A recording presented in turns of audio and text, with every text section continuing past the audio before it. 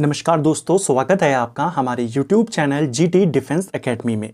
देखिए फ्रेंड, आज के वीडियो में हम भारतीय संविधान के 2025 के जो आपके आर्मी के एग्ज़ाम हुए हैं, चाहे वो आर्मी जीडी का एग्ज़ाम हो, ट्रेडमैन का एग्ज़ाम हो, वुमेन मिलिट्री पुलिस का, क्लर्क का, जो भी आपके 2025 में एग्ज़ाम हुए हैं आर्मी के, उनमें जो आपसे भारतीय संविधान से रिलेटेड सवाल पूछे गए हैं, इन सवालों को हम आज की वीडियो में डिटेल के साथ यहाँ पे कवर करेंगे। यहाँ पे हम हर क्वेश्चन को पूरे एक्स्ट्रा फैक्ट के साथ कवर करेंगे, जिससे आपका जो क्वेश्चन है वो भी कवर होगा, उससे रिलेटेड जो दूसरे क्वेश्चन बन सकते हैं वो भी कवर होंगे और आपको यहाँ पे ये आइडिया पता चल सकेगा कि आर्मी के एग्जाम में आपको कैसे कैसे क्वेश्चन यहाँ से देखने को मिलते हैं। तो चलिए दोस्तों, आज की वीडियो को शुरू करते हैं। ये हमारी इंडियन कॉन्स्टिट्यूशन के सवालों की जो 2025 में पूछे गए हैं आपसे पहली क्लास हम यहाँ पे करेंगे। तो आज का हमारा पहला सवाल है, वेतन का वर्णन भारतीय संविधान की किस अनुसूची में है? तो सैलरीज के बारे में जो अलग अलग पदाधिकारी हैं हमारे, जैसे भारत के राष्ट्रपति, राज्यपाल, सुप्रीम कोर्ट के जजेस हो गए, उपराष्ट्रपति हो गए, इनके वेतन के बारे में कौन सी अनुसूची में बताया गया है? ये बताया गया है हमारे संविधान की दूसरी अनुसूची में।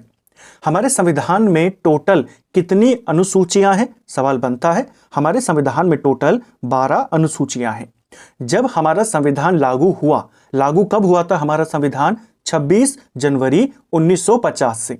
जब हमारा संविधान लागू हुआ उस वक्त इन अनुसूचियों की संख्या थी 8। ठीक है, अगर पूछेगा तब कितनी थी तो तब 8 थी। वर्तमान में अनुसूचियों की यहाँ पे संख्या 12 है। बेसिकली 12 यहाँ पे लिस्ट है जिसमें अलग अलग चीजों से रिलेटेड बातें बताई गई हैं। जो पहली अनुसूची है उसमें राज्यों के बारे में बताया गया है कि राज्यों के क्या क्या नाम हैं, इनके क्या क्या क्षेत्र हैं, वो सब आपको पहली अनुसूची में देखने को मिलेगा। देश में जो इंपॉर्टेंट पद हैं जैसे राष्ट्रपति, राज्यपाल, सुप्रीम कोर्ट के जजेस, इनके वेतन के बारे में अनुसूची 2 में बताया गया है। इसके अलावा जो इंपॉर्टेंट पदाधिकारी हैं वे शपथ लेंगे संविधान की। शपथ क्या होगी, कैसे लेंगे, कौन दिलाएगा, ये बात संविधान की तीसरी अनुसूची में बताया गया है। ठीक है, ऐसे ही जो चौथी अनुसूची है उसमें यह बताया गया है किस राज्य को राज्यसभा में कितनी सीटें मिलेंगी। आपसे सवाल बनता है कि किसी भी राज्य को राज्यसभा में सीटें किस अनुसूची के आधार पर दी जाती हैं, तो हमारे संविधान की चौथी अनुसूची। जो 5वीं अनुसूची है हमारे कॉन्स्टिट्यूशन में, वह किससे रिलेटेड है? वह SC ST जो प्रावधान है उनसे रिलेटेड है। ठीक है, जो 6वीं अनुसूची है यह भी जनजातीय क्षेत्रों से संबंधित है, ST से संबंधित है। लेकिन जो 4 इंपॉर्टेंट राज्य हैं इसके अंदर आते हैं 4 राज्य केवल, उनके जनजातीय क्षेत्र। 4 राज्यों में असम है, मेघालय है, त्रिपुरा है और मिजोरम है। तो इन 4 राज्यों के जनजातीय क्षेत्रों का प्रबंधन कैसे होगा, कैसे उनको चलाया जाएगा, वो अनुसूची 6 में है। इन 4 राज्यों के अलावा पूरे देश में जो जनजातीय क्षेत्र हैं उनको कैसे चलाया जाएगा, वो आपके अनुसूची 5 में है। ठीक है, इसके बाद अनुसूची 7 आती है जिसमें शक्तियों का विभाजन है, यानी कि 3 कैटेगरी में इसमें पावर्स को बांटा गया है, राज्य सूची, संघ सूची और संवर्ती सूची। इनके बारे में आगे हम और डिटेल में बात करेंगे। इसके बाद आती है 8वीं अनुसूची जिसमें हमारे देश की जो मान्यता प्राप्त भाषाएं हैं, ऑफिशियल लैंग्वेजेस हैं, उनके बारे में बताया गया है। आपसे पूछा जाता है संविधान द्वारा मान्यता प्राप्त भाषाएं किस अनुसूची में है, तो अनुसूची जो हमारी 8वीं है उसमें है। टोटल कितनी भाषाएं हैं 8वीं अनुसूची में? टोटल 22 भाषाएं हैं। शुरुआत में जब संविधान लागू हुआ तब 14 भाषाएं थी, अब 22 भाषाएं हैं। ठीक है, इसके बाद 9वीं अनुसूची आती है। यह भूमि सुधार संबंधी अनुसूची है। क्वेश्चन बनेगा भूमि सुधार से संबंधित कौन सी अनुसूची है? अनुसूची 9। फिर आती है अनुसूची 10। यह दल बदल से संबंधित अनुसूची है। दल बदल कानून से संबंधित अनुसूची कौन सी है? 10वीं। फिर आपकी आती है 11वीं और 12वीं। 11वीं अनुसूची पंचायती राज से संबंधित है और 12वीं अनुसूची नगर निकायों से संबंधित है। तो ये हमने एक ही क्वेश्चन में जो सारी अनुसूचियां हैं उनको कवर किया और उनमें क्या क्या बातें बताई गई हैं वो मैंने आपको साथ में बताया। आप साथ साथ में नोट कर सकते हैं, आपके शॉर्ट नोट्स भी बन जाएंगे। प्रीवियस ईयर क्वेश्चन के साथ आप फैक्ट भी लिखते हुए चलेंगे। तो जब भी आप अब इस क्वेश्चन को करेंगे, साथ में हमने 12 अनुसूचियों को डिस्कस किया, वो भी आपका साथ साथ रिवीजन होता रहेगा। अगला सवाल है हमारा, राज्य सूची का वर्णन संविधान के किस अनुच्छेद में है? अभी मैंने आपको कहा कि हमारे संविधान की एक अनुसूची है, अनुसूची 7। उसमें शक्तियों का बंटवारा किया गया है। शक्तियों का बंटवारा किस में किया गया है? शक्तियों का बंटवारा बेसिकली 3 कैटेगरी में किया गया है। एक कैटेगरी है जिसके अंदर ऐसे सब्जेक्ट रखे गए हैं जिन पर कानून बना सकती है हमारी केंद्र सरकार, ठीक है। एक ऐसी कैटेगरी है जिस पर कानून बना सकती है हमारी राज्य सरकार, और एक तीसरी कैटेगरी है जिस पर कानून ये दोनों बना सकते हैं, ठीक है। तो जिन टॉपिक्स के ऊपर, जिन विषयों के ऊपर केंद्र कानून बनाता है उस लिस्ट को कहा जाता है संघ सूची। जिन विषयों पर या जो कैटेगरी है जिसके अंदर के विषयों पर राज्य कानून बनाता है उसे राज्य सूची कहते हैं, और जिन विषयों पर दोनों कानून बना सकते हैं, केंद्र भी और राज्य भी, उसे समवर्ती सूची कहा जाता है, ठीक है। इसका उल्लेख अनुसूची 7 में है, लेकिन आपसे अनुसूची नहीं पूछा है। इसका उल्लेख हमारे संविधान के अनुच्छेद में भी किया गया है। वो आर्टिकल कौन सा है? ये आर्टिकल 246 है। ऑप्शन बी सही आंसर होगा, ठीक है। यानी जो हमारा आर्टिकल 246 है, यह इन 3 सूचियों के बारे में बात करता है कि ऐसी 3 सूचियां हैं। राज्य सूची जो है इस पर राज्य कानून बनाएगा, संघ सूची पर केंद्र बनाएगा, समवर्ती पर दोनों बना सकते हैं, ठीक है। अगला, रिट याचिका भारत के संविधान के किस अनुच्छेद के तहत दायर की जाती है? जो रिट याचिकाएं होती हैं इनको आर्टिकल 32 के तहत जारी या दायर किया जाता है। होती क्या है रिट याचिकाएं? देखिए, जो आर्टिकल 32 है हमारा, यह किससे संबंधित है? बहुत बार ये सवाल आता है। आर्टिकल 32 संवैधानिक उपचारों के अधिकार से संबंधित है। यानी अगर आपके हकों का या आपके अधिकारों का उल्लंघन होता है तो आप आर्टिकल 32 के तहत डायरेक्ट सुप्रीम कोर्ट में जा सकते हैं, हाई कोर्ट में जा सकते हैं और रिट वहां पर डाल सकते हैं, यानी अपील कर सकते हैं। इसके माध्यम से, इस आर्टिकल 32 के माध्यम से आप कितने प्रकार की अपील या कितने प्रकार की रिट डाल सकते हैं, या इसके अंदर कितने प्रकार की रिट आती हैं? इसके अंदर 5 प्रकार की रिट हैं। इनके बारे में पूछे जाते हैं। इन 5 प्रकार की रिट याचिका में जो पहली है उसका नाम है बंदी प्रत्यक्षीकरण, यानी हेबियस कॉर्पस। यह सुप्रीम कोर्ट में तब जाती है जब किसी को लगता है कि उसको बिना कोई कारण बताए गिरफ्तार कर लिया गया है, और जो पुलिस है या जो अधिकारी हैं जिन्होंने उसको गिरफ्तार किया है वो कोर्ट के सामने उसको पेश नहीं कर रहे। तो यह रिट जाती है और सुप्रीम कोर्ट फिर आदेश जारी करता है कि आप उस व्यक्ति को हमारे सामने प्रस्तुत करें। तो बंदी प्रत्यक्षीकरण एक है। दूसरी है परम आदेश, जिसके माध्यम से सुप्रीम कोर्ट या हाई कोर्ट किसी अधिकारी को आदेश देते हैं कि आप अपने कर्तव्यों का पालन करें। तो वो है परम आदेश, वो भी इसी के तहत होती है। तीसरा है आपका प्रतिषेध। जो प्रतिषेध वाली रिट है यह ऊपरी कोर्ट हमेशा निचली कोर्ट को जारी करता है। जैसे सुप्रीम कोर्ट हाई कोर्ट को जारी करेगा, हाई कोर्ट अपने से निचली कोर्ट को जारी करेगा। इसके माध्यम से सुप्रीम कोर्ट किसी भी हाई कोर्ट को बोल सकता है कि ये वाला जो मुकदमा है ये आपके इलाके में नहीं आता, आप इसको नहीं सुन सकते, ठीक है। चौथी रिट है उत्प्रेषण। उत्प्रेषण का मतलब होता है इसमें कि जो भी लोअर कोर्ट्स हैं, निचले कोर्ट्स हैं, आपके पास जो भी मुकदमे चल रहे हैं, ज्यादा पेंडिंग है, तो आप उनको अपर कोर्ट में भेज दीजिए, यानी हमें इसके बारे में और जानकारी दीजिए। आपके पास जो भी केसेस पड़े ऊपर उनको भेजिए। 5वीं रिट है अधिकार पृच्छ, जिसे क्यू वारंटो कहते हैं, जिसमें सुप्रीम कोर्ट या हाई कोर्ट किसी भी सरकारी अधिकारी से पूछ सकते हैं कि किस अधिकार से आपने ये काम किया। तो कितने प्रकार की रिट हैं? 5 हैं। कई बार आपसे आरबी के एग्जाम में केवल संख्या पूछी जाती है, तो 5 प्रकार की रिट हैं। किस आर्टिकल में है? आर्टिकल 32 में है। संवैधानिक उपचारों का अधिकार किस आर्टिकल में है? आर्टिकल 32 में है। जो हमारे संविधान के निर्माता हैं डॉक्टर BR अम्बेडकर, उन्होंने इस आर्टिकल को संविधान की आत्मा कहा था। तो अगर आपसे पूछा जाएगा डॉक्टर भीमराव अंबेडकर जी ने किस आर्टिकल को संविधान की आत्मा कहा, संविधान का हृदय कहा, वो आर्टिकल 32 था, ठीक है। एक और चीज ध्यान रखना, मैंने आपको कहा कि ये जो रिट जारी होती हैं ये सुप्रीम कोर्ट और हाई कोर्ट दोनों जारी करते हैं, ठीक है। सुप्रीम कोर्ट इनको आर्टिकल 32 के तहत करता है और जो हाई कोर्ट है वो 226 के तहत करता है। तो अगर यहां पे होता हाई कोर्ट के बारे में तो आप 226 पे टिक करते। अब क्योंकि यहां पे कोर्ट का उल्लेख नहीं है तो जो ज्यादा पॉपुलर है वो सुप्रीम कोर्ट के रिट्स हैं जो आर्टिकल 32 में है, इसीलिए आपने 32 पे टिक किया। अदरवाइज अगर लिखेगा हाई कोर्ट किस आर्टिकल के माध्यम से करता है तो 226। अगला है हमारा, भारतीय संविधान के किस अनुच्छेद के अंतर्गत नीति निर्देशक तत्वों को न्यायालय में लागू नहीं किया जा सकता। देखिए हमारे संविधान में ये एक आर्टिकल्स की कैटेगरी है, आर्टिकल 36 से लेकर आर्टिकल 51 तक। ये आर्टिकल्स में किसका उल्लेख है? इन आर्टिकल्स में डीपीएसपी का उल्लेख है, directive principle of state policy. ठीक है, डीपीएसपी में क्या बताया गया है? डीपीएसपी में बेसिकली ये बताया गया है, अलग अलग इसके अंदर प्रावधान है जो कहते हैं कि राज्य इन प्रावधानों को अपने राज्य में लागू करेगा। जैसे जब हमने कहा कि 36 से 51 तक आपका डीपीएसपी आता है, राज्य के नीति निर्देशक सिद्धांत। ठीक है, इसी के बीच में एक आर्टिकल आता है, आर्टिकल 44।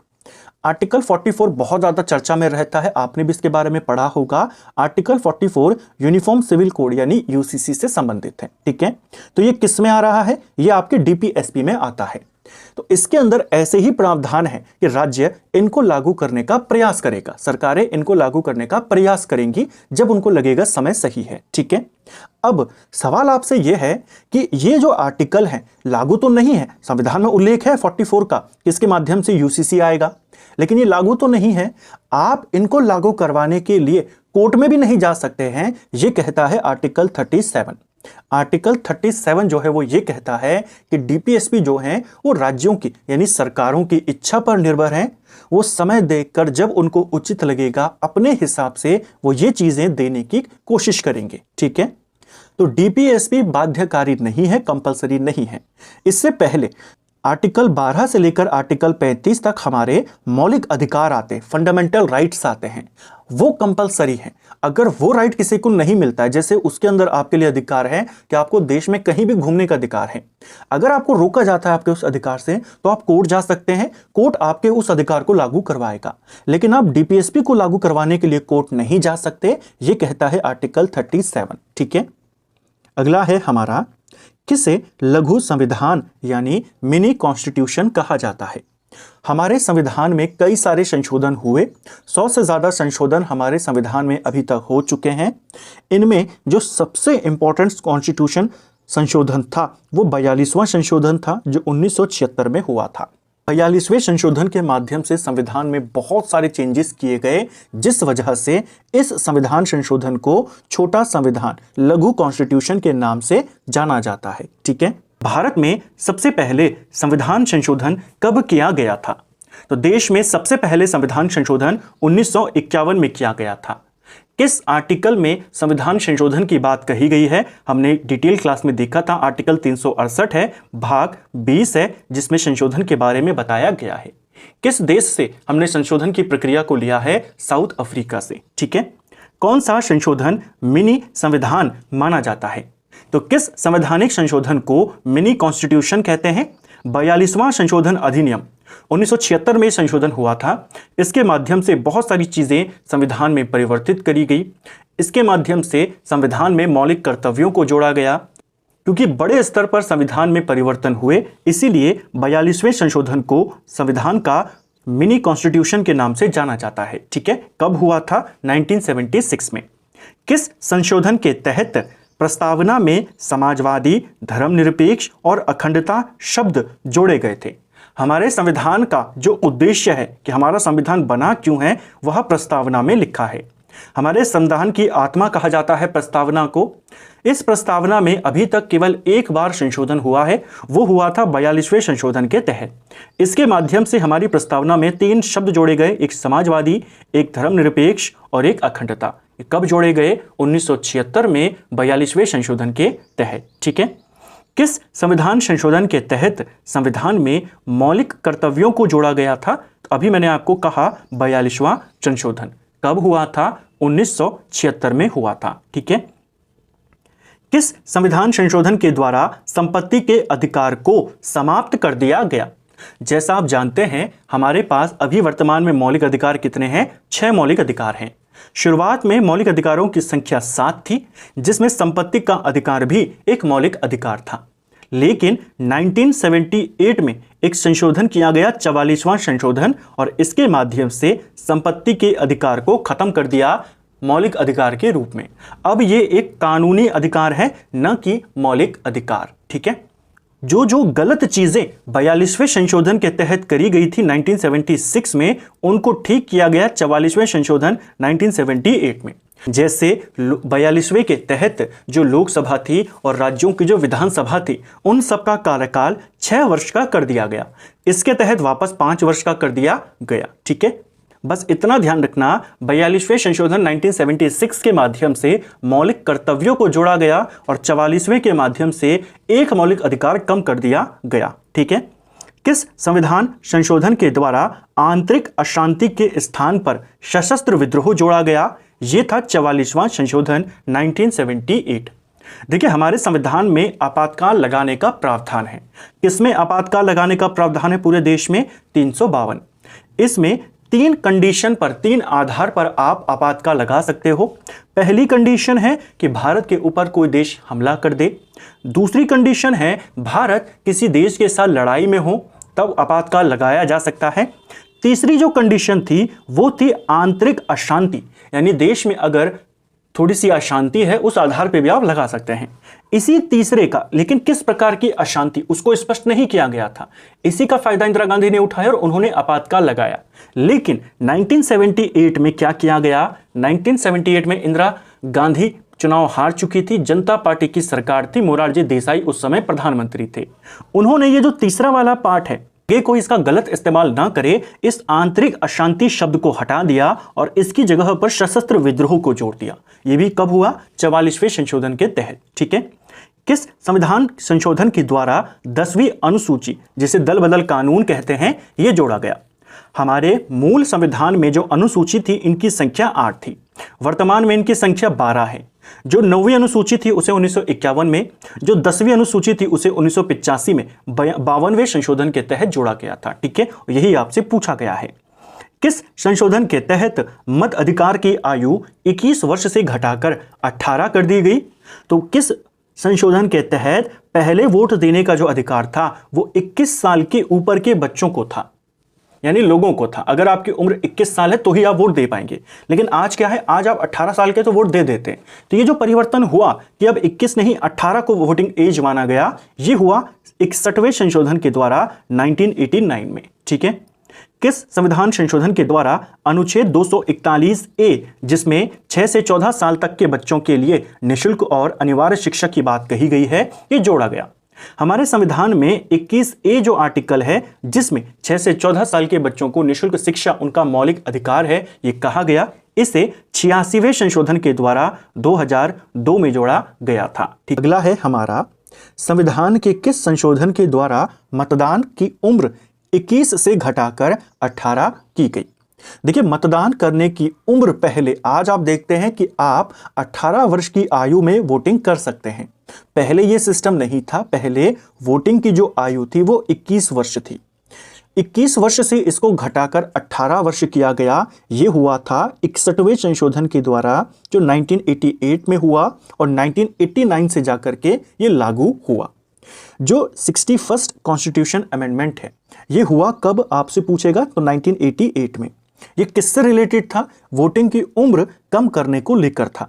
इसके माध्यम से 21 साल से घटाकर 18 वर्ष वोटिंग की उम्र की गई 1988 में। ये लागू हुआ 1989 से, इसको भी ध्यान रखना। ठीक है, अगला, स्वतंत्रता का अधिकार संविधान के किस अनुच्छेद में है? हमारे संविधान में स्वतंत्रता का जो अधिकार है, ये आर्टिकल 19 से 22 के मध्य में आता है। हमने अभी ऊपर देखा कि जो आपके आर्टिकल 12 से लेकर 35 तक हैं, वो फंडामेंटल राइट्स के बारे में आते हैं, यानी हमारे मौलिक अधिकारों के बारे में। हमारे संविधान में कितने प्रकार के मौलिक अधिकार हैं? 6 प्रकार के मौलिक अधिकार हैं, जिसमें सबसे पहले आते हैं समता का अधिकार। समता का अधिकार आर्टिकल 14 से 18 तक है, जो यहां पर था। ठीक है, ये समता यानी समानता का अधिकार। इसके बाद आता है स्वतंत्रता का अधिकार, यह आपके आर्टिकल 19 से 22 तक है। फिर आता है आपका शोषण के विरुद्ध अधिकार, आर्टिकल 23 और 24 में। फिर आता है धर्म की स्वतंत्रता का अधिकार आर्टिकल 25 से 28 तक। फिर संस्कृति और शिक्षा से संबंधी अधिकार आर्टिकल 29 और 30, और फिर संवैधानिक उपचारों का अधिकार आर्टिकल 32। ठीक है, इसका सही आंसर क्या है? 19 से 22। अगला, राज्य के नीति निर्देशक सिद्धांत कहां से लिए गए हैं? हमारे देश के संविधान में कई सारे प्रावधान हैं हमारे, जो हमने अलग अलग देशों से लिए हैं। ऐसे ही जो डीपीएसपी है, अब आपको ये पता होना चाहिए डीपीएसपी संविधान के किस आर्टिकल्स में है। तो हमने अभी देखा था आर्टिकल 36 से लेकर 51 तक है। हमारे संविधान में 22 भाग भी हैं। तो कौन से भाग में डीपीएसपी है? तो भाग 4 में है। ठीक है, इन डीपीएसपी का जो पूरा कॉन्सेप्ट है कि ऐसे कुछ प्रोविजन होंगे जो सरकारें अपने हिसाब से लागू करेंगी, ये हमने कहां से लिए हैं? आयरलैंड से लिए हैं। ऑप्शन बी आपका सही आंसर हो जाएगा। ठीक है, अमेरिका से हमने क्या लिया? अमेरिका से हमने एक फेमस चीज ली है, फंडामेंटल राइट्स। जो मौलिक अधिकार हैं वो हमने अमेरिका से लिए हैं। ठीक है, ब्रिटेन से हमने कई सारी चीजें ली हैं। ब्रिटेन से हमने जो द्विसदनीय व्यवस्था है, यानी हमारी संसद में 2 सदन होंगे, एक उच्च सदन जिसे हम राज्यसभा कहते हैं, एक लोअर सदन जिसे हम लोकसभा कहते हैं। ठीक है, तो वो हमने ब्रिटेन से लिया है। कनाडा की बात करें तो कनाडा से जो हमने फेमस चीज ली है वो संघीय ढांचा। हमारा जो संघीय ढांचा है, यानी कुछ अधिकार केंद्र को होंगे, कुछ अधिकार राज्यों को होंगे, लेकिन केंद्र सरकार ज्यादा मजबूत होगी। ये हमने कहां से लिया है सिस्टम? कनाडा से लिया है। ठीक है, देखिए भारतीय संविधान के जो कुछ स्रोत हैं, जैसे सबसे इंपॉर्टेंट इसमें आता है पहले अमेरिका। अमेरिका के संविधान से हमने क्या क्या चीजों को लिया है? तो अमेरिका के संविधान से हमने मौलिक अधिकारों को लिया है। जो हमारे फंडामेंटल राइट्स हैं, ये हमने किस देश के संविधान से लिए हैं? अमेरिका के संविधान से। आपके पास सवाल आता है, बताइए मौलिक अधिकारों का जो पूरा सिस्टम है वो हमने किस देश से लिया है या किस देश के संविधान से लिया है? तो आप अमेरिका को कहेंगे। मौलिक अधिकारों की संख्या कितनी है? 6 है। इसके अलावा हमने अमेरिका से क्या लिया है? इसके अलावा हमने अमेरिका से राष्ट्रपति और उपराष्ट्रपति का पद लिया है। ठीक है, इसको भी आपने ध्यान रखना है। इसके अलावा अगर आप ध्यान रखना चाहें तो महाभियोग जो लगता है राष्ट्रपति को या उपराष्ट्रपति को उनके पद से हटाने के लिए महाभियोग लगता है। ये जो महाभियोग है आपका, ये भी हमने अमेरिका से लिया है। ठीक है, दूसरा इंपॉर्टेंट देश है इसमें ब्रिटेन। ब्रिटेन के संविधान से हमने क्या लिया है? ब्रिटेन के संविधान से हमने एकल नागरिकता को लिया है। एकल नागरिकता यानी सिंगल सिटीजनशिप क्या होती है? लास्ट वीडियो में हमने देखा था कि आपको देश की और राज्यों की अलग अलग नागरिकता नहीं लेनी होगी। भारत में क्या चलती है? केवल एक नागरिकता। ये हमने ब्रिटेन से लिया है। इसके अलावा जो संसदीय प्रणाली है कि हमारा यहां एक संसद होगा, उसमें 2 सदन होंगे जिसमें लोगों के निर्वाचित सदस्य होंगे। तो जो हमारा पार्लियामेंट्री सिस्टम है, संसदीय प्रणाली है, ये भी हमने ब्रिटेन से लिया है। ठीक है, तीसरा इंपॉर्टेंट देश आता है आयरलैंड। आयरलैंड से हमने डीपीएसपी को लिया है। जो हमारे डीपीएसपी है, directive principle of state policy, Hindi में जिनको राज्य के नीति निर्देशक सिद्धांत कहते हैं, बहुत इंपॉर्टेंट है। आर्टिकल 36 से लेकर 51 तक डीपीएसपी का उल्लेख किया गया है। इनको हमने आयरलैंड के संविधान से लिया है। ठीक है, चौथा इंपॉर्टेंट देश है आपका रूस। रूस से हमने एक बहुत ही इंपॉर्टेंट चीज ली है, मौलिक कर्तव्य। मौलिक अधिकार हमने अमेरिका से लिए हैं और मौलिक कर्तव्य हमने रूस से लिए हैं। ठीक है, मौलिक अधिकारों की संख्या 6 है, मौलिक कर्तव्यों की संख्या 11 है। मौलिक अधिकार जो हमारा संविधान जब बना उसमें ही शामिल थे, यानी 1950 में जब संविधान लागू हुआ उसी के साथ मौलिक अधिकार भी लागू हुए। लेकिन मौलिक कर्तव्य मूल संविधान में नहीं थे। मौलिक कर्तव्यों को 1976 में 42वां संशोधन किया गया था, तब जोड़ा गया। ठीक है, इनकी संख्या 11 है। इसके बाद अगला जो हमारा देश है इंपॉर्टेंट, वो है दक्षिण अफ्रीका। दक्षिण अफ्रीका से हमने संविधान में संशोधन की प्रक्रिया को लिया है। संविधान में संशोधन कैसे होगा, क्या उसकी प्रोसेस होगी, ये सब हमने किससे लिया है? हमने साउथ अफ्रीका के संविधान से लिया है। ठीक है, इसके बाद है हमारा ऑस्ट्रेलिया। ऑस्ट्रेलिया के संविधान से हमने क्या लिया है? ऑस्ट्रेलिया के संविधान से हमने संवर्ती सूची को लिया है। देखिए हमारे संविधान में शक्तियों का विभाजन किया गया है। 2 इंपॉर्टेंट सरकारें होती हैं हमारे देश में। सबसे ऊपर है हमारी केंद्र सरकार और फिर राज्यों में होती है राज्य सरकार। तो किस विषय पर या कौन से टॉपिक पर कौन सी सरकार कानून बनाएगी, इसके लिए क्या किया गया? 3 सूचियां बनाई गई। एक बनाई गई संघ सूची, एक को कहा गया राज्य सूची और एक को कहा गया समवर्ती सूची। संघ सूची में उन विषयों को, उन टॉपिक्स को रखा गया जिनके ऊपर कानून कौन बना सकता है, केंद्र बनाएगा। सवाल आता है संघ सूची के विषयों पर कानून बनाने का अधिकार किसको है, तो केंद्र को है। जो राज्य सूची है, इस पे जो सब्जेक्ट है उन पर कानून कौन बनाएगा, राज्य बनाएगा। इसके अलावा एक सूची और है समवर्ती सूची। इसमें शामिल विषयों पर दोनों में से कोई भी कानून बना सकता है। हालांकि अगर दोनों कानून बना लेते हैं तो केंद्र का कानून ज्यादा माना जाएगा। ठीक है, तो समवर्ती सूची एक ऐसी सूची है जिसमें शामिल विषयों पर केंद्र सरकार या राज्य सरकार दोनों कानून बना सकते हैं। ठीक है, तो ऐसी सूची हमने कहां से ली है, ऑस्ट्रेलिया के संविधान से।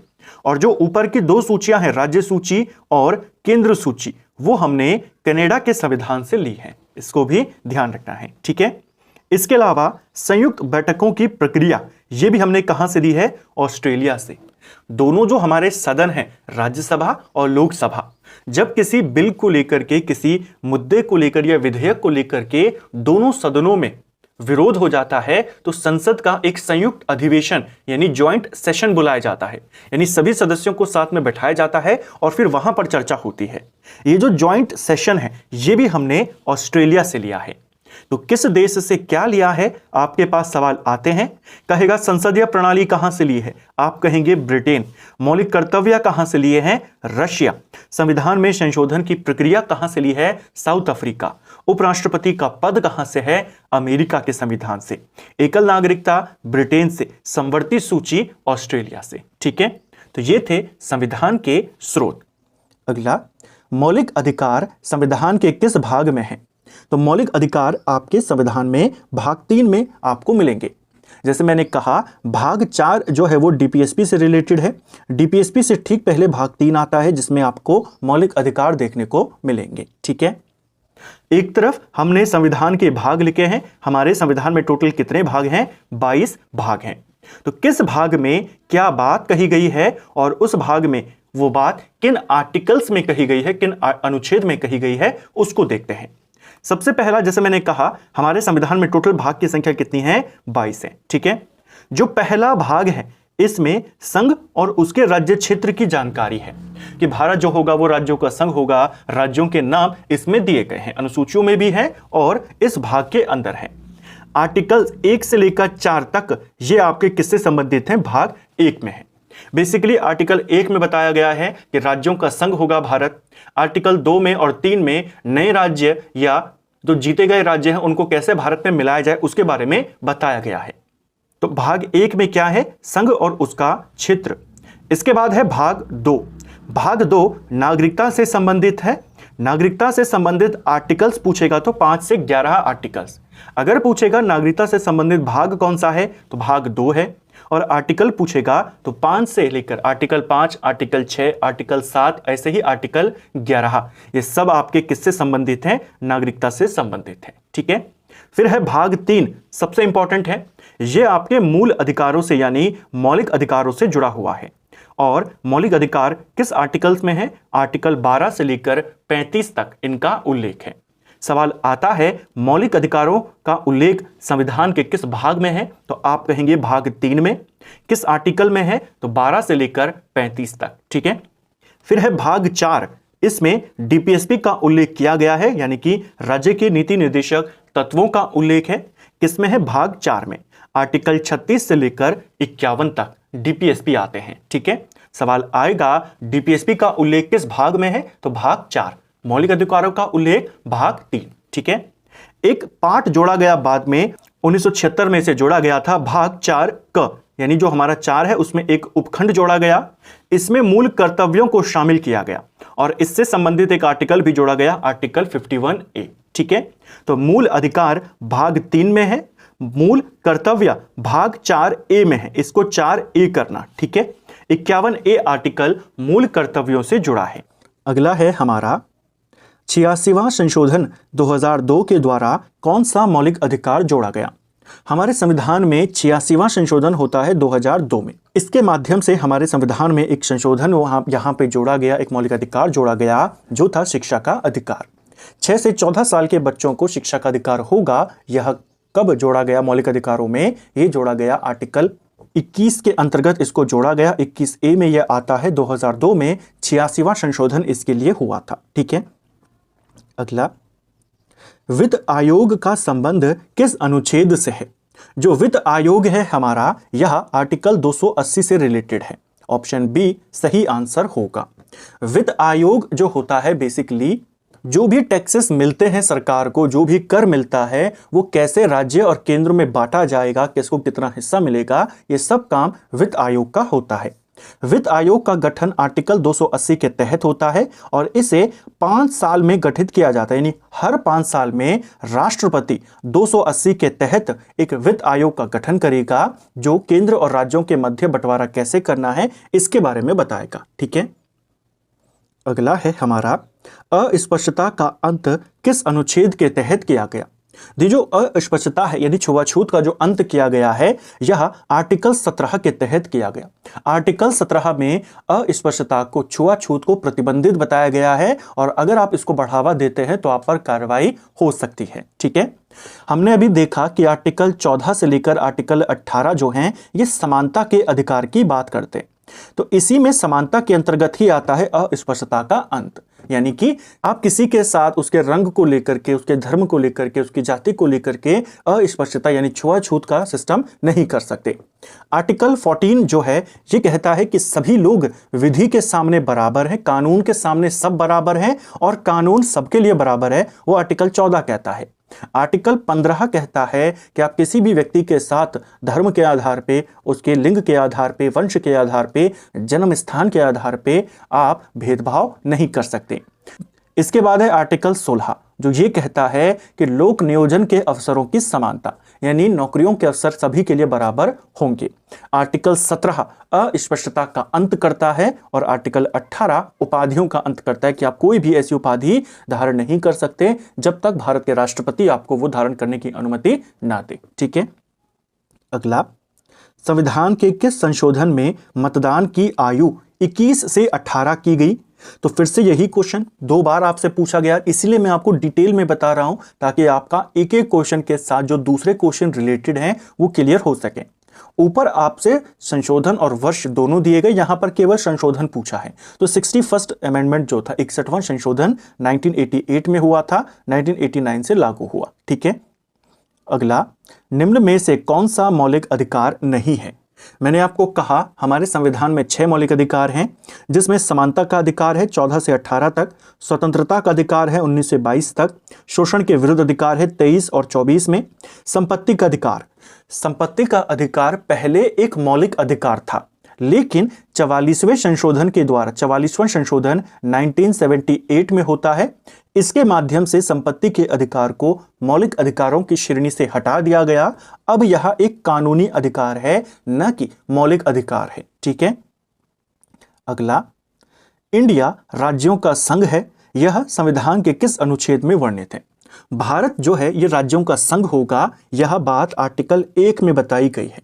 ऑप्शन ए आपका सही आंसर होगा। ठीक है, नीति निदेशक तत्व यानी directive principle of state policy यानी डीपीएसपी के बारे में संविधान के किस अनुच्छेद में ये आते हैं? अब मैंने आपको ऊपर इनके बारे में डिटेल से बताया ये क्या है, इनको लेकर आप कोर्ट में नहीं जा सकते। ये किस आर्टिकल में है? तो अभी हमने देखा था 36 से 51 और एज इट इज ये आपसे पेपर में पूछा गया था। ठीक है, जो डीपीएसपी है ये आर्टिकल 36 से 51 में आते हैं, भाग 4 में आते हैं। इनको किस देश के संविधान से लिया गया ये भी पूछा गया था, ऊपर आयरलैंड के संविधान से लिया गया। ठीक है, अगला है हमारा, कुटीर उद्योग संविधान के किस अनुच्छेद में आते हैं? सरकार को संविधान ये आदेश देता है, सरकार को कहता है कि आप ऐसा प्रयास करेंगे कि कुटीर उद्योगों को बढ़ावा देंगे। यह किस आर्टिकल में बोला गया है? यह बोला गया है आपका आर्टिकल 43 में, जो कि डीपीएसपी का पार्ट है। यानी कंपलसरी नहीं है कि आपको करना ही करना है, लेकिन सरकार क्या करेगी? कुटीर उद्योगों को, छोटे उद्योगों को विकास करने का प्रयास करेगी। यह आर्टिकल 43 में बताया गया है। ठीक है, अगला, समानता का अधिकार भारतीय संविधान के किस अनुच्छेद में है? समानता का अधिकार मैंने आपको कहा आर्टिकल 14 से 18 तक है। स्वतंत्रता का अधिकार पूछेगा तो 19 से 22 तक है। शोषण के विरुद्ध अधिकार पूछेगा तो 23 से 24 तक है। धर्म की स्वतंत्रता का अधिकार पूछेगा तो 25 से 28 है। ठीक है, अगला है हमारा, सिक्किम भारत का हिस्सा किस संशोधन के माध्यम से बना था? देखिए, सिक्किम भारत का हिस्सा, सिक्किम पहले भारत में नहीं था। जब ब्रिटिश राज भारत में था, अंग्रेजों का शासन भारत में था, तब भी सिक्किम जो थी एक स्वतंत्र रियासत के रूप में थी, भारत का हिस्सा वो नहीं था। सिक्किम भारत का हिस्सा कब बना, किस संशोधन के माध्यम से बना? तो यहां पे आपको आर्टिकल याद करने हैं। जो इसका सही आंसर है वो है 36वां संशोधन। ऑप्शन बी आपका सही आंसर होगा। बेसिकली सिक्किम को लेकर के दो संविधान संशोधन होते हैं। एक होता है 35वां संशोधन, एक होता है 36वां संशोधन। जो 35वां संशोधन है ये 1975 में हुआ, 36वां संशोधन 1976 में हुआ। ठीक है, एक के बाद एक हुए थे। 35वें संशोधन के माध्यम से सिक्किम को भारत का एक सह राज्य यहां पे बनाया गया था। ठीक है, और 36वें संशोधन के द्वारा सिक्किम को भारत का एक पूर्ण राज्य बना दिया गया। तो यहां पे पूछा है हिस्सा कब बना, तो 35 के माध्यम से तो वो थोड़ा सा हिस्सा बना था कि सिक्किम में शासन वहीं के लोगों का चलेगा, राजा का चलेगा, लेकिन जो उसकी सुरक्षा की जिम्मेदारी वो भारत की है। और 36वें संशोधन के माध्यम से पूरा सिक्किम ही हमने अपने में मिला लिया। तो ऑप्शन बी इसका आंसर है। ठीक है, अगला है हमारा, विधि के समक्ष समानता किस अनुच्छेद में दी गई है? विधि यानी कानून, कानून के सामने सब बराबर हैं, कानून सबके लिए बराबर है, ये आपके समानता के अधिकार में आता है। समानता का अधिकार मौलिक अधिकार का हिस्सा है जो आर्टिकल 14 से 18 तक है, और आर्टिकल 14 ही इसके बारे में बात करता है। ऑप्शन बी सही उत्तर होगा, इसको भी आपने ध्यान रखना है। ठीक है, तो मौलिक अधिकारों को लेकर, डीपीएसपी को लेकर के कैसे कैसे क्वेश्चन आपसे बने हैं, ऐसे 20 सवालों को हमने आज के वीडियो में यहां पे जाना। अगली क्लास में और भी जो आपके ऐसे सवाल हैं संविधान से रिलेटेड, उनको भी कवर करेंगे। ऐसे ही डीप में हम उन सवालों को देखेंगे। अगर आपको ये वीडियो पसंद आई है तो वीडियो को लाइक करें, चैनल पर नए हैं चैनल को हमारे सब्सक्राइब करें, अपने दोस्तों के साथ शेयर करें। वीडियो आपको कैसा लगा कमेंट बॉक्स में हमें ज़रूर बताएं। Thank you friends.